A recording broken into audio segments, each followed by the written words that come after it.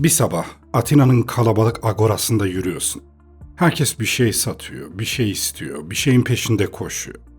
Altınlar sayılıyor, politikacılar konuşuyor, filozoflar tartışıyor. Ve o karmaşanın tam ortasında bir fıçının içinde oturan yarı çıplak bir adam var. Güneş gözünü alıyor ama o aldırmıyor. Elinde bir fener tutuyor. Evet, gündüz vakti. Kalabalığın arasından biri dayanamayıp soruyor. Ne yapıyorsun böyle? Adam başını kaldırıyor, dudaklarında alaycı bir gülümseme beliriyor. Bir insan arıyorum diyor. İşte o adam parayı, şöhreti, hatta medeniyeti bile reddeden, en özgür insan olduğunu iddia eden Diyojen. Onun hikayesi sistemin dışına çıkmayı göze almış bir ruhun hikayesi. Bugün herkes özgürlük kelimesini diline dolamışken o gerçekten özgür olanın kim olduğunu çoktan bulmuştu. Bu videomda sizi paranın, gücün, sosyal statünün hiçbir anlam ifade etmediği bir dünyaya götüreceğim. Sadece doğanın, sade bir hayatın ve içsel bağımsızlığın hüküm sürdüğü o tuhaf ama büyüleyici yere. Hazırsanız fıçının kapağını aralayalım ve karanlığın ortasında gerçekten insan olmanın ne demek olduğunu keşfedelim. İyi seyirler.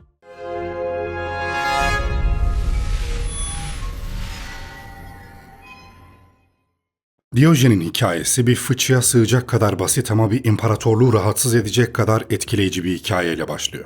Milattan önce 4. yüzyılda Karadeniz kıyısındaki Sinope kentinde doğdu. Burası bugün Türkiye sınırları içerisinde bizim bildiğimiz Sinop. Yani Diyojen aslında Anadolu topraklarında dünyaya gelmiş bir filozoftu. Babası bir bankerdi. Yani o dönemin şartlarına göre varlıklı sayılırdı. Ama Diyojen'in yolu parayla değil, onun ne işe yaradığını sorgulamakla şekillendi. Bazı kaynaklara göre babası sahte para bastığı için şehirden sürülmüştü. Diyojen de bu olaydan sonra sistemin kendisi zaten sahte diyerek Atina'ya gitti. İşte o andan itibaren parayı değil, gerçeği arayan bir hayat başladı. Atina'da dönemin en bilge isimlerinden Antisenes'in öğrencisi oldu. Antisenes, erdem doğaya uygun yaşamakla mümkündür diyordu. Diyojen bu fikri aldı, uç noktaya taşıdı. Öğretmeni bile ondan rahatsız olacak kadar ileri gitti. Diyojen yaşayarak felsefe yapıyordu. Bir ev yerine bir fıçıda yaşadı. İhtiyaçlarını en aza indirdi. Toplumsal kuralları hiçe saydı. İnsanların ne düşündüğü umrunda değildi. O filozofları davranışla sınamaya kararlıydı. Dönemin Atina'sı zenginlik, bilgi ve tartışmalarla doluydu ama o tüm bu gürültünün ortasında basit bir soru sormaya devam etti. Gerçekten neye ihtiyacımız var? Diyojen'in yaşamı bir denemeydi. Belki tuhaf, belki rahatsız edici ama kesinlikle samimi bir denemeydi. Atina'ya vardığında Diyojen'in dikkatini çeken şey insanların felsefi tartışmalara rağmen nasıl aynı kalabildiğiydi. Sözler boldu ama davranışlar aynıydı. Bu yüzden konuşmak yerine yaşamayı tercih etti. Gündüz vakti elinde yanan bir lambayla sokaklarda dolaşırken bir insan arıyorum diyordu. Ne tam bir şaka ne de tam bir metafordu bu. Diyojen insanın ne kadar yüzeysel bir varlığa dönüştüğünü göstermek istiyordu. Kalabalıklar içerisinde yaşayan ama birbirinden kopuk bireyleri işaret ediyordu. Giysileri eskiydi ama o bu durumu yoksulluk olarak görmüyordu. Gereksiz olan her şeyden kurtuldukça kendini daha özgür hissettiğini söylüyordu. İnsanların gösteriş, statü ve para için birbirini ezdiği bir şehirde o basitliğin değerini hatırlatmaya çalışıyordu. Felsefesini kürsülerde değil, sokaklarda anlatıyordu. Kendini anlatmanın en iyi yolu yaşamaksa, Diyojen bunu fazlasıyla yerine getiriyordu. Onun varlığı Atina için bir sorgu aynasına dönüşmüştü. Kimileri onu bilge, kimileri ise delirmiş biri olarak görüyordu. Ama herkes o fıçıda yaşayan adamdan bir şekilde bahsediyordu. Bir gün Atina sokaklarında dolaşırken halkın ilgisini çeken bir sahne yaşandı. Diyojen şehrin meydanında yere oturmuş, elindeki bir kaseyle su içen bir çocuğu izliyordu. Çocuğun avuçlarını kullanarak su içtiğini görünce kasesini fırlatıp attı. "Bu çocuk benden daha basit yaşıyor," dedi. O an hayatından bir eşyayı daha çıkarmıştı. Onun için sadeleşmek bir tür rahatlamaydı. Her eşyayı, her alışkanlığı, insanın özgürlüğünü azaltan bir yük olarak görüyordu. İnsanlar bazen onunla alay ediyor, bazen de yaptıklarını anlamaya çalışıyordu ama Diyojen'in umrunda değildi. Kimi zaman sokakta bir köşede uyurken, kimi zaman pazarda insan davranışlarını gözlemlerken görülürdü. Kalabalığın içinde değil, onların karşısında duruyordu. Yaşamı boyunca düzenli bir evi, belirli bir işi, sabit bir çevresi olmadı. Ama bunların hiçbirine sahip olmamak onu huzursuz etmiyordu. Aksine neye gerçekten ihtiyaç duyduğunu anlamaya biraz daha yaklaştırıyordu.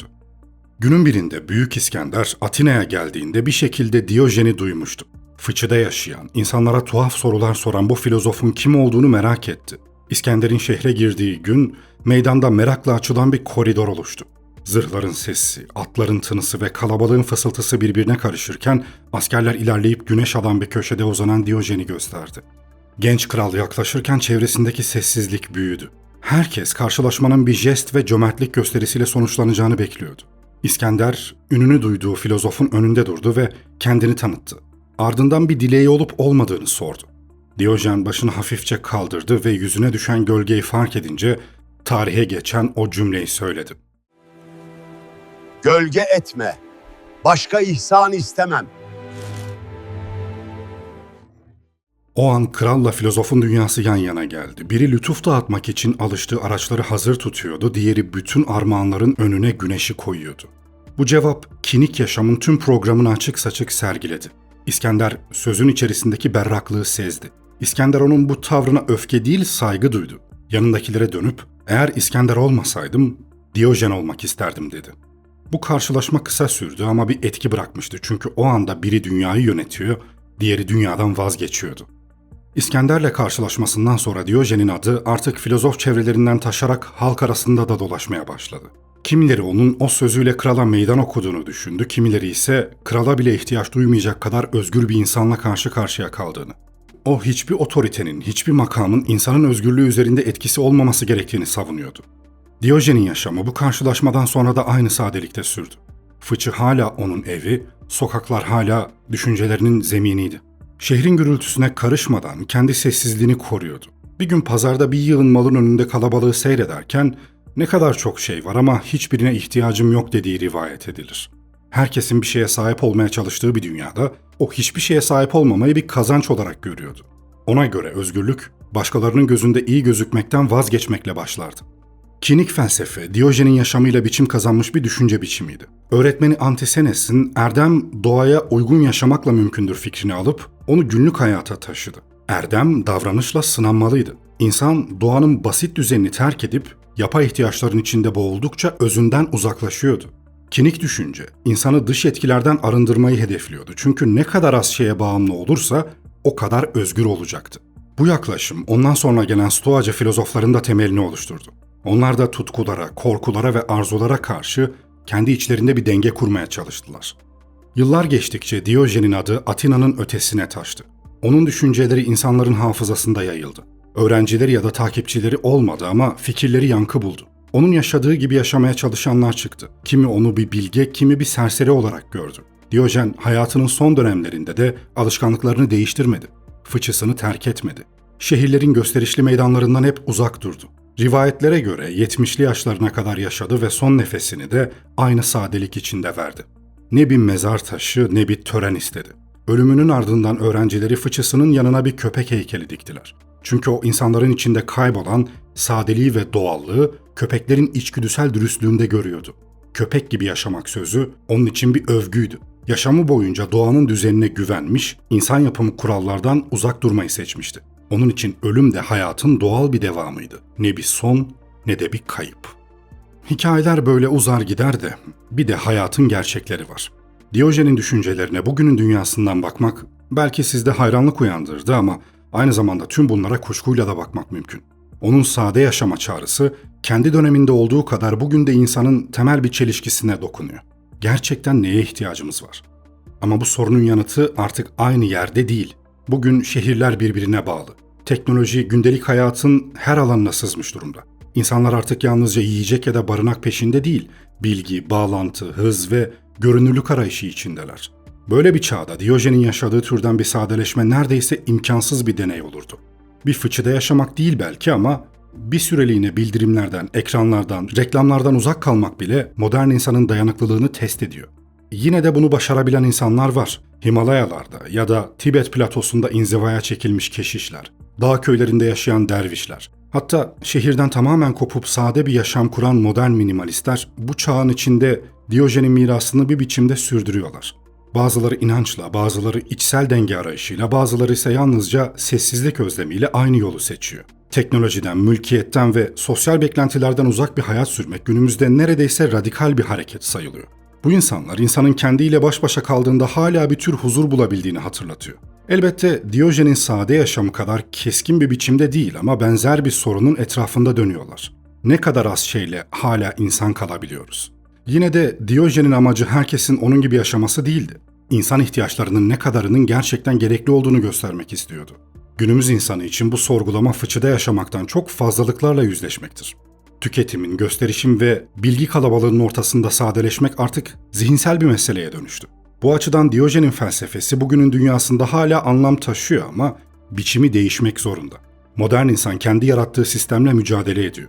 Bu sistemden tamamen kopmak romantik bir hayal olurdu. Ama ona körü körüne teslim olmamak da mümkün. İnsanın sade bir yaşamdan uzaklaşmasının temelinde sadece arzular değil korkular da var. Sahip olma isteği. Çoğu zaman güvenlik arzusunun bir uzantısı. İnsan bir şeylere sahip oldukça geleceğini garanti altına aldığını sanıyor. Ev, para, ünvan ya da dijital çağın sembolleri olan takipçi sayısı ve görünürlük bile bu güven duygusunun yerine geçiyor. Ama bu arzular zamanla yük haline geliyor. Diyojen'in terk ettiği eşyalar modern insanın zihninde bambaşka biçimlerde çoğalıyor. Her şeyin hızlandığı bir çağda insanın kendini durdurabilmesi neredeyse lüks sayılıyor. Bu durumu sinemada da sık sık görüyoruz. Hatta yerli yapımlardan bir örnek vereyim. Şu herkesin bayıldığı filmlerden biri olan Mandıra Filozofu var ya, bu anlattıklarıma çok iyi bir örnek. Tam da bu temayı işliyor. Şehir yaşamının koşuşturmasına kapılmış, sistemin dayattığı tempoda tükenen bir karakterin kırsala sığınmasını anlatıyor. Film doğayla iç içe sade bir hayatı yüceltiyor, paranın, işin ve modern kaygıların dışına çıkıldığında huzurun kendiliğinden geleceğini ima ediyor. Ama bana göre bu anlatı günümüz koşullarında romantik bir hayale dönüşmüş durumda. Artık bir köyde yaşamak bile eskisi kadar basit değil. Bir araziye sahip olmak, üretim yapabilmek, kendi kendine yetebilmek ciddi maliyetler gerektiriyor. Birkaç tavuk, bir inek, hatta küçük bir bahçe bile yüksek giderlerle sınırlanmış durumda. Şehirdeki gürültüden kaçmak isteyen biri çoğu zaman kırsalda başka ekonomik sınırlarla karşılaşıyor. Yani sistem görünmez biçimde her yeri çevrelemiş durumda. O yüzden bu tarz filmler bana biraz motivasyon konuşmalarındaki gibi boş hayal satmaya benziyor. Özgürlük artık sermaye ile ölçülüyor. Bu yüzden Diyojen'in sade yaşama çağrısı bugün imkansızlık metaforuna dönüşmüş. Modern insanın fıçısı artık ulaşılması zor bir ideal gibi duruyor.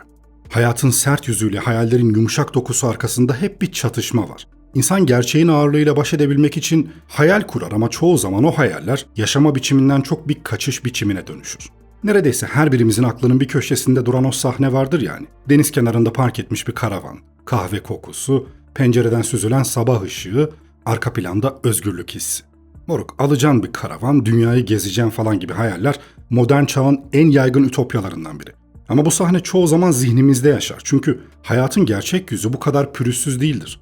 Karavanın tekerleği dönmeden önce ödenmesi gereken faturalar, yakıt masrafları, bürokratik izinler, sürekli değişen konaklama koşulları vardır. Bir süre sonra o hayalin yerini pratik zorluklar alır. Yola çıkmak özgürlük gibi görünür ama o özgürlüğün de bir bedeli vardır. Para, güvenlik, sağlık, yalnızlık. Aslında tüm bu hayaller içimizdeki özleme işaret eder. Ama çoğu zaman o özlemin kendisi gerçeğe dönüşmesinden daha değerlidir. Çünkü biz o karavanla çıktığımız yolculuğu değil, o yolculuk fikrinin verdiği ferahlığı severiz. Günümüz dünyasında hayallerin büyük kısmı gerçeğin yükünü hafifletmek için var. Bu yüzden insan karavan almasa da karavan fikrini yaşatır. Köye taşınmasa da köydeki sessizliği düşünür. Hayal kurmak insanı yaşatır ama hayalin ardında bekleyen gerçek çoğu zaman çok daha karmaşık ve pahalıdır. Hayat şiir gibi düşünülür ama matematik gibi yaşanır. Belki hiçbirimiz Diyojen kadar sade yaşayamayacağız, bir fıçıya sığamayacağız. Zaten tüm bu anlattıklarım bunların doğru olup olmadığını, gerekli olup olmadığını da sorgulamak içindi.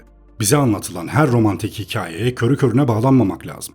Ama yine de onun hikayesi bize hala küçük bir hatırlatma yapıyor. Sahip olduklarımız değil, onlardan ne kadarına gerçekten ihtiyacımız olduğu belirliyor huzurumuzu. Hayat karmaşık, sistem sert. Zaman hızlı akıyor ama yine de arada durup bir nefes almayı, bir anlığına bile olsa kendi gölgemizden uzaklaşmayı başarma şansımız hep var. Belki tam özgürlük değil ama biraz hafiflemek mümkün ve bazen bu bile yeterli. Videomu beğendiyseniz bir adet beğeni bırakmayı ihmal etmeyin lütfen. Ben Shock Voice. Bir sonraki videomda görüşmek üzere. Kendinize iyi bakın, hoşça kalın.